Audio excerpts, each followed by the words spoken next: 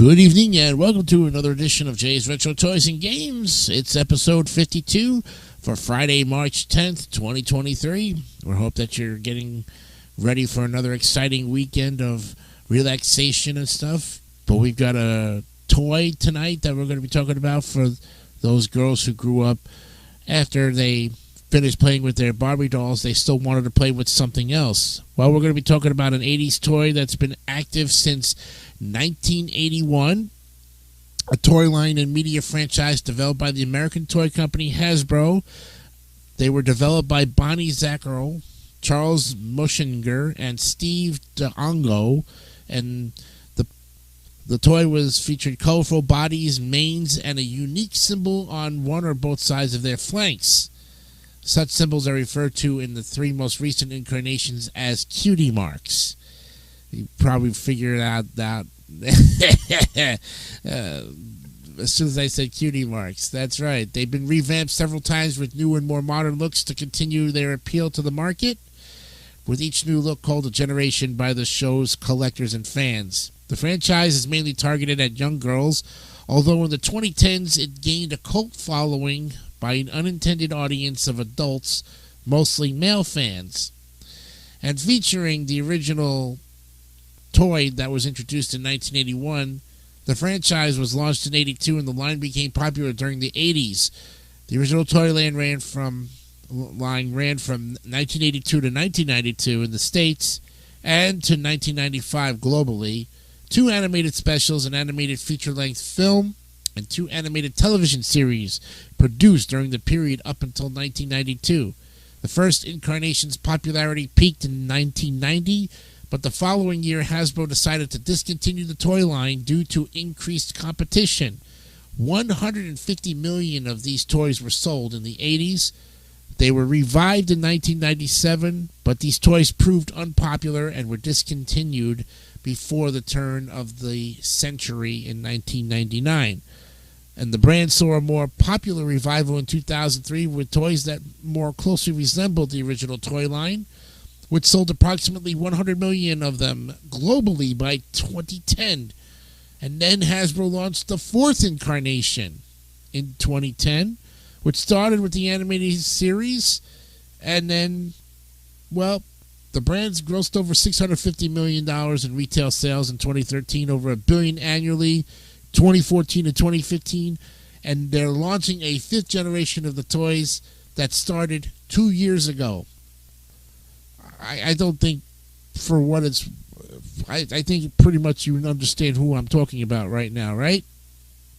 We're talking about My Little Pony. That's right, coming up next on Jay's Retro Toys and Games.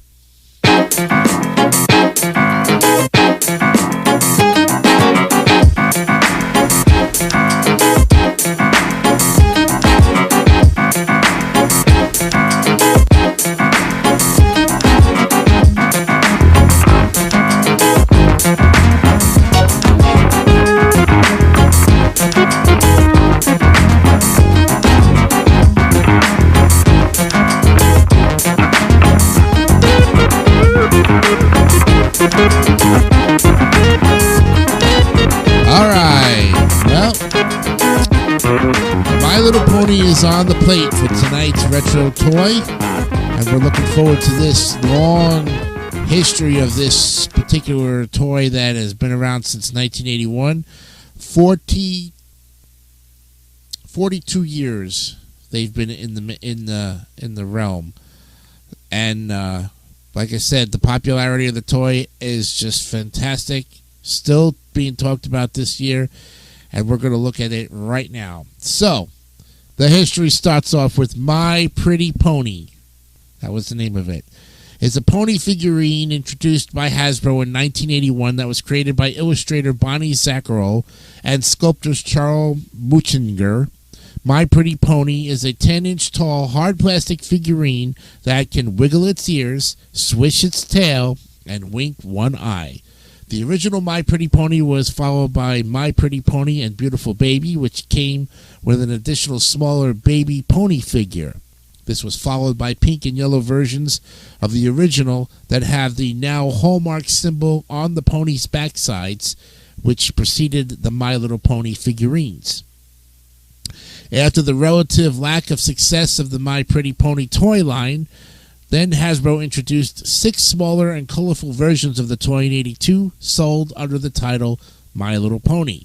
The toy line led to many more merchandise under the My Little Pony brand, which later became unofficially known as the Generation 1 or G1 of My Little Pony among collectors. This incarnation ended in 1992 in the United States, but was marketed internationally until 1995. Animations from mid-1980s, that's the My Little Pony animated special, Escape from Katrina, My Little Pony the movie, and the segment with My Little Pony and Friends anthology series, My Little Pony Tales from 1992, accompanied the lineup. The 97 incarnation was marketed by Hasbro as Friendship Garden and designated Generation 2 by collectors. They were manufactured in redesigned poses with jewel eyes and turning heads, and are smaller, slimmer, and longer-legged than their 1982 counterparts. The line was not successful in the U.S., and then it was discontinued in 1999, although it continued overseas for several years. Since the second generation was more popular in Western Europe, Hasbro continued to produce and sell them in Western Europe after 1998. Most were Earth ponies, but a few unicorns were made internationally. And although no Pegasus ponies were made, some adults had clip-on wings. In the early 2000s, several unicorns with clip-on wings called the Magic Unicorns were made. 2 baby ponies were introduced, and none of the baby ponies were sold in the United States. In Europe, the main location was renamed Ponyland instead of Friendship Gardens, and were discontinued with the inception of the G3 toy line in 2003. Many ponies released in the last years of the line are considered rare, and a number of play sets were introduced, including a mansion and a castle. Some of the licensed merchandise released in Europe included beanbag plushes, magazines, clothing, perfume, wrapping paper, and coloring books. And a CD-ROM game for PC, Friendship Gardens, was also released, which involved taking care of a pony and playing games along the way. Some Generation 2 ponies were sold as detachable keychains, including Morning Glory, Sundance, Lightheart, and Ivy. Each pony comes with a comb attached to her neck by a string. The back of the package says My Little Pony logo, and pony names are trademarks of Hasbro Inc., copyright 1998. They were produced under license by Fun for All Corporation and made in China.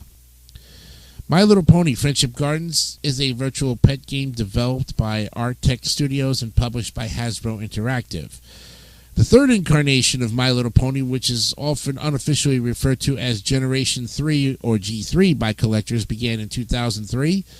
The revamped line of dolls was targeted to a younger audience than the previous lines, and before the generation's end in 2009, there were at least 2 minor revamps. A series of direct-to-video animated films, mostly produced by SD Entertainment, accompanied the lineup. The next incarnation of My Little Pony, unofficially known as the Generation 4, was launched in 2010. It is set in a fictional location named Equestria, and the main characters include Twilight Sparkle, Spike, Rainbow, Dash, Pinkie Pie, Applejack, Rarity, and Fluttershy. Television series My Little Pony Friendship is Magic, theatrical film My Little Pony the Movie, as well as other related media accompany the current lineup. This era generated a fandom among grown-ups with the success of the television series. My Little Pony Equestrian Girls, the anthropomorphic spin-off, was launched in 2013. My Little Pony Pony Life, a spin-off comedy series, launched in 2020 featuring a new chibi animation style. Well, Hasbro announced the start of the current Generation 5 toy line in February of 2021 with a 3D CG animated film produced by Entertainment One and animated by Boulder Media, and a follow-up television series. Unlike previous generation changes, which have generally featured a completely new set of characters, Generation 5 will build upon the world and stories established in Generation 4 from Friendship is Magic, but will include a time jump as to introduce new characters and themes. According to Hasbro's Emily Thompson, Vice President of Global Brand Management for Entertainment One, the new line is aimed at Generation Alpha, which has a higher emotional intelligence, and they expect a lot more from their entertainment. To that end, the themes of the show will be aimed around diversity and inclusion, but will still include nods and Easter eggs to the prior generation. The film and series takes place sometime after the end of Friendship is Magic, where friendship and harmony have been replaced by paranoia and mistrust, and the various pony species have segregated into their own tribes. The main characters of Generation 5 includes Sunny Star Scout, a female earthy pony, Izzy Moonbow, a female unicorn, and Hitch Trailblazer, a male earth pony, alongside Pegasus siblings Pip Petals and Zip Storm. The film was originally slated for theatrical release by Paramount Pictures, but the release was canceled due to the COVID-19 pandemic. It was sold to Netflix, with the film's release date being set on September 24th of 2021. Netflix also greenlit its follow-up CG animated series, which will also debut on the streaming service. And during Hasbro's investor event in February of 2021, Entertainment One president of Family Brands, Avalor Dumont, announced that a 44-minute special was also in the works for Netflix. The film was succeeded by a special streaming television series titled My Little Pony, Make Your Mark in May and September 22, 2022, respectively, and a Christmas-themed special titled My Little Pony Winter Wish Day in November on Netflix. A YouTube-exclusive series titled My Little Pony Tell Your Tale premiered in April of 2022. All right. My Little Pony toys drew the attention of collectors from their initial release. Media coverage in the 2000s reported on collectors' conventions, finding it odd that adult women are interested in My Little Pony. The 2004 My Little Pony Collectors Convention reportedly had only one man among the attendees. When updating the toy line, Hasbro reassured collectors that it will produce My Little Pony editions for collectors. And despite Hasbro's target demographic of young girls and their parents, the fourth incarnation of the franchise became a cultural and internet phenomenon as the My Little Pony Friendship is Magic television series generated an unexpected fandom with many male fans between 13 and 35, creating a large fan base and a multitude of creative works, fan sites, and conventions. The fan base has adopted the name Brony, a blend of bro and pony, to describe themselves. The older fan base has come as a surprise to Hasbro and staff members involved with the show, and they have appreciated and embraced the fandom, adding nods to the fans within the show and the toys. Cheryl Lynn Connolly and others have noted that bronies alienate other fans of the franchise by focusing on the fandom itself rather than the show. My Little Pony is often derided for promoting consumerism. When the media adaptations of the franchise debuted, there was much controversy in the United States about television advertising targeting at children.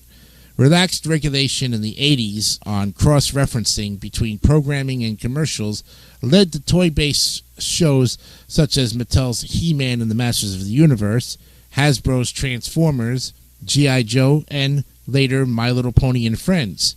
And while He-Man initially drew the most controversy, My Little Pony remained controversial for many decades later, even when it was not being produced.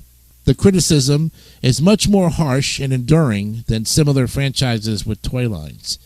Cheryl Lynn Connolly cites examples from authors and journalists who single out My Little Pony for being tied to toys and merchandise, often putting it first against the wall, while sparring such criticism from the aforementioned Hasbro franchises, or franchises such as Star Wars, Toy Story, and Lego. Connolly notes that professionals who work with children, for example, psychologists and librarians, often have a positive view of the franchise, and psychologist John Roseman described My Little Pony toys as great, soothing, quiet time toys having none of the violence or sexuality of other toy franchises. The first animated series is often given as the worst example of a Saturday morning cartoon, despite never airing on Saturday mornings. And even though no My Little Pony adaptation was airing on television for much of the 90s, and no toys were being produced, it was still often brought up as a contemporary example of aggressive marketing through television.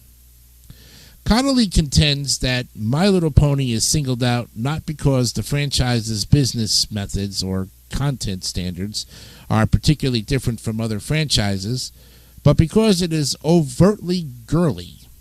Replying to criticism that My Little Pony is junk, while Star Wars stems from integrity and creative vision, cartoonist Craig McCracken noted that both franchises can have integrity or be junk, depending on how they're produced.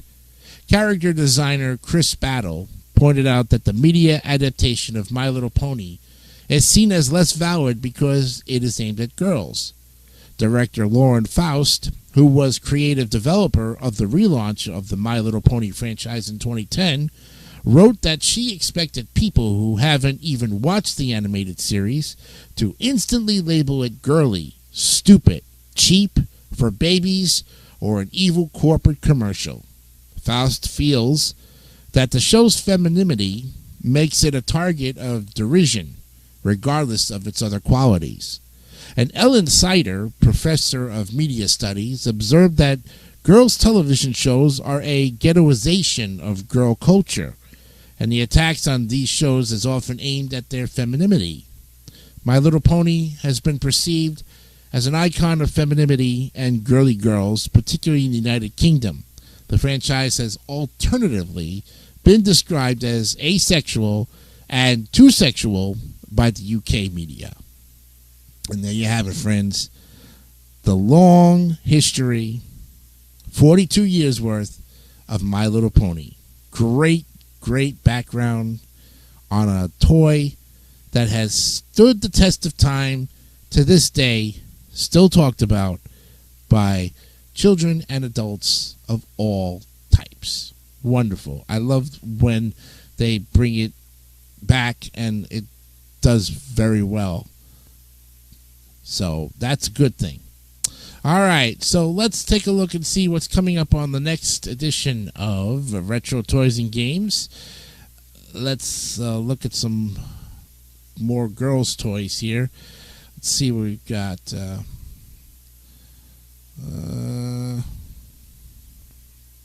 No, okay. All right. Whoops. So that's okay. I'm going to do a list of. I was going to do the list of toys and games too. Oh no, you don't want that. Beep beep. Okay. All right. List of toys. Here we go. So we've done Army Men, and we've done G.I. Joe, which was good. We've done He-Man, but we have not done Kenner's Star Wars action figures. Yes! This is going to be the big one right here, and this will probably take it next week into a two-part series. Probably not, depending. Well, looks pretty good. I think we can do it in one show. But we're going to do Kenner's Star Wars action figures on episode number 53 of Jay's Retro Toys and Games. Hope you have a great weekend. We'll see you next Wednesday. Let you know what's going on then. And don't forget, also, too, I've got some major announcements coming up for the weekend, and I'll let you know on the Legends of Smooth Jazz, what's going on, and the Legacy of Queens. Will be back-to-back shows. We'll have it on Saturday and Sunday for both shows. So there's two shows that you're going to be able to see. The Legends of Smooth Jazz, the Legacy of Queens, both on Saturday and Sunday starting this weekend. I'm Jason DeCanio. Remember, always be honest, be real, and keep it simple, stupid. Kiss. We'll see you on Wednesday. Have a great weekend. Bye for now.